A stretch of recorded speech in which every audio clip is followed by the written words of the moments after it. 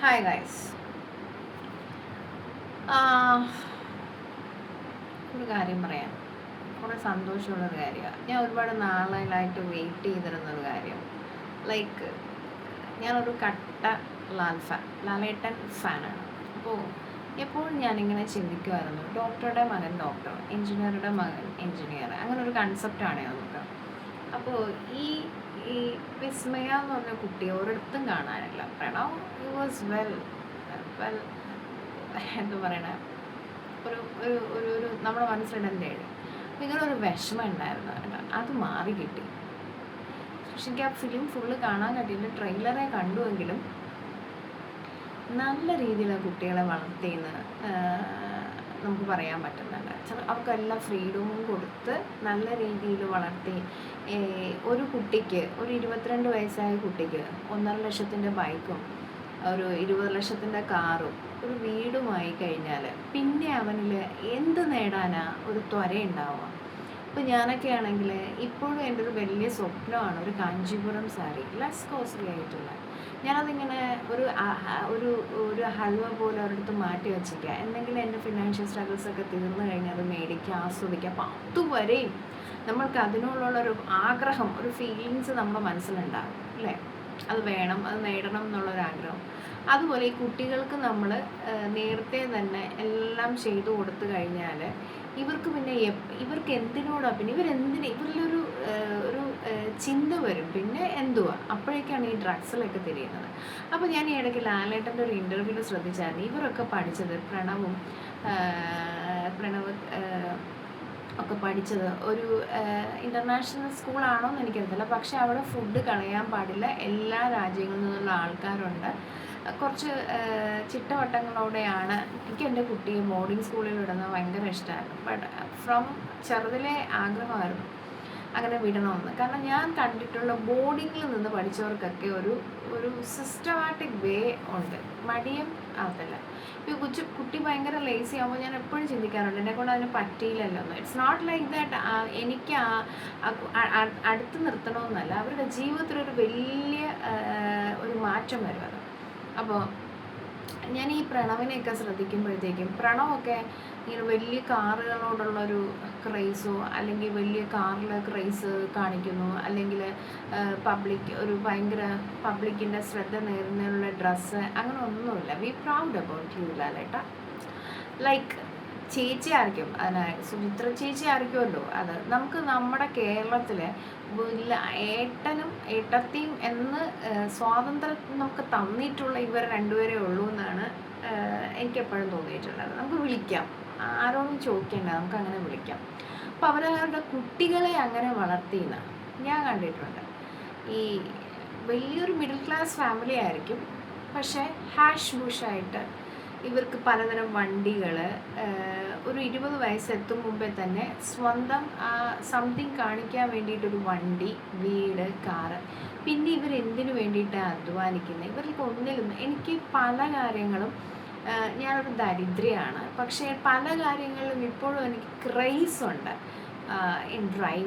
Car driving പഠിക്കണം, പിന്നെ വീടുണ്ടാക്കണം, പിന്നെ എന്തിനൊരു ചെറിയ, എപ്പോഴും പാട്ട് കേട്ടോണ്ടിരിക്കുന്ന ഒരു റേഡിയോ, വെറും ഒരു 600ൻ്റെ ഒരു FM മേടിച്ചാൽ മതി. പക്ഷെ ഞാൻ ഓരോരിക്കൽ FM മേടിക്കുമ്പോഴും അത് ഗിഫ്റ്റായിട്ട് പോകും.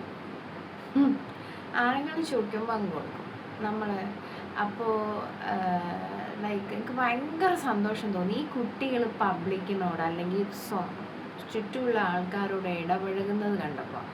അത്രയും സാമ്പത്തിക സ്ഥിതിയുള്ള 2 വ്യക്തികളാണ്. സാമ്പത്തിക സ്ഥിതിയുള്ള ആൾക്കാരെ കാണുമ്പോൾ സത്യത്തിൽ എനിക്ക് പേടിയാവും. ലൈക്ക് ഇവരുടെ മുമ്പിലെ ചെസ് ബോർഡിലെ കരുക്കളാണ് എപ്പോഴും സാധാരണ ജനങ്ങൾ. ഈ കാശുള്ള, എനിക്ക് ഭയങ്കര എക്സ്പോഷർ ഞാനങ്ങനെ ഫീൽ ചെയ്തുകൊണ്ട് പറയാം. ഇറ്റ്സ് ലൈക്ക് ഇവരുടെ കയ്യിൽ എല്ലാം ഉണ്ട്, കാശുണ്ട്, വീടുണ്ട്, എല്ലാം ഉണ്ട്, പിന്നെ അവർക്കൊന്നുമില്ല. അപ്പോൾ അവർക്കൊരു ഗെയിം വേണം. അതിനവർ തിരഞ്ഞെടുക്കുന്നതാണ് മനുഷ്യർ. അവരെ വെച്ച് ഇവർ കളിക്കും, അവരുടെ കളികൾ, മനസ്സിലായോ? അപ്പോൾ അവരെ വെച്ച് അവർ കളിക്കുക എന്ന് വെച്ചാൽ, ഇപ്പോൾ ജോലി ചെയ്യിപ്പിച്ചിട്ട് കൂലി കൊടുക്കാതിരിക്കുക, കൂലി വെച്ച് താമസിപ്പിക്കുക. പിന്നെ അവരെ ഇപ്പോൾ ഒരു ഡോക്ടർ, ഒരു നേഴ്സ് ഒരു ഹോം വിസിറ്റിന് ചെല്ലുമ്പോൾ അവരെ കൊണ്ട് സൂപ്പർ പണി ചെയ്യിപ്പിക്കുക. പിന്നെ ഭയങ്കര മോശമായി ജോലിക്കാരോട് ഇഴകുക.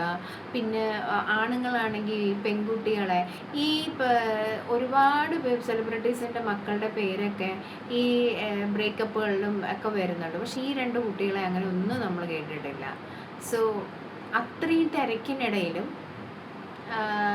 ഒരു ശ്രദ്ധ രണ്ട് പാരൻ്റെ സൈഡിൽ നിന്ന് ശ്രദ്ധ വേണമല്ലോ. അത്രയും നന്നായിട്ട് വളർത്തിയെടുക്കാൻ ഞാൻ എൻ്റെ കുട്ടിയെ എപ്പോഴും ചെറിയ കാര്യങ്ങൾ ചെയ്യുമ്പോൾ പ്രോത്സാഹിപ്പിക്കാറുണ്ട്. അവൻ ചെറിയൊരു മെഡൽ കൊണ്ടുവരുമ്പോൾ ഒക്കെ ഞാൻ പ്രോത്സാഹിപ്പിക്കാറുണ്ട്. ഇപ്പോൾ അവനൊരു 4-5 മെഡൽ ഒരുമിച്ച് കൊണ്ടുവന്നു.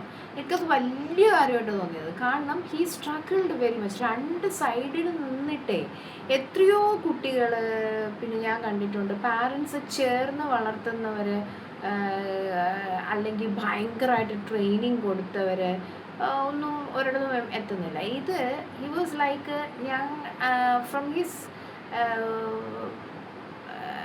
അതർ സൈഡിൽ നിന്ന് ഇനി ഗിഫ്റ്റ് കൊണ്ടുവന്നു, അതൊരു വലിയ കാര്യമാണോ, ഇങ്ങനെയൊക്കെയുള്ള എക്സ്പ്രഷൻസേ ഉള്ളൂ.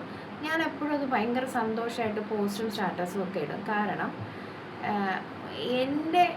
ഞാൻ ജീവിച്ചിരിക്കാൻ കാരണം ഹി വാസ് ട്രെയിൻഡ് ലൈക്ക് രണ്ട് വശത്ത് നിൽക്കുന്ന ആൾക്കാർ. അപ്പോൾ രണ്ട് വീട്ടിലും സ്റ്റോറീസ് ഉണ്ടാവും. ഫ്രം 5 വയസ്സ് ഓൺവേർഡ്സ് അവനോട് പറഞ്ഞു കൊടുത്തിട്ടുണ്ടായിരുന്നു, ഇവിടെ ഉള്ളത് അവിടെയും പറയരുത്, അവിടെ ഉള്ളത് ഇവിടെയും പറയരുത്. And he was so good in that. അല്ലെങ്കിൽ അടി ഉണ്ടാവത്തില്ലേ, ഭയങ്കര അടി ഉണ്ടാവും, മനസ്സിലായോ? അപ്പോൾ അതൊരു പാരൻ്റൽ ട്രെയിനിങ്. സത്യം ബൈബിൾ പറയുന്നുണ്ട്, ഇവിടെ കേൾക്കുന്ന അവിടെ പറയുന്നത്. അപ്പം അതൊന്നുമല്ല വിഷയം. എനിക്ക് ഈ രണ്ട് കുട്ടികളെയും കണ്ടപ്പോൾ ഭയങ്കര സന്തോഷം തോന്നി.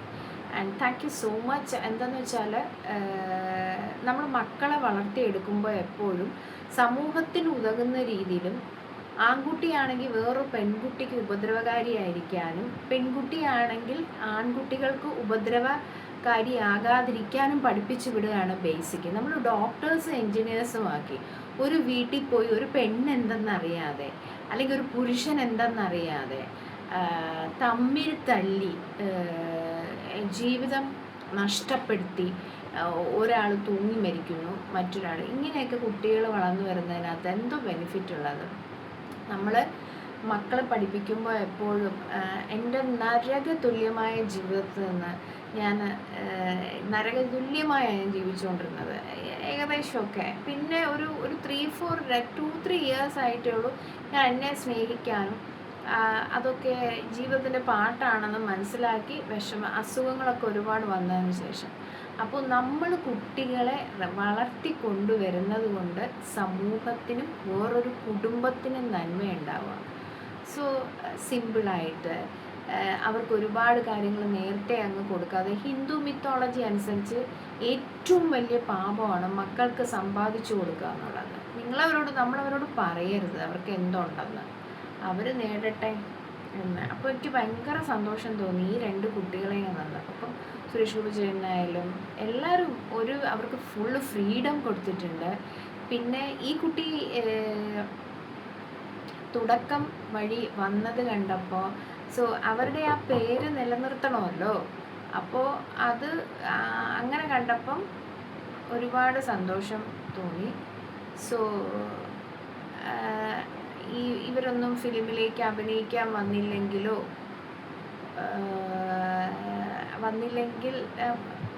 വരണമെന്നായിരുന്നു നമ്മുടെയൊക്കെ ആഗ്രഹം.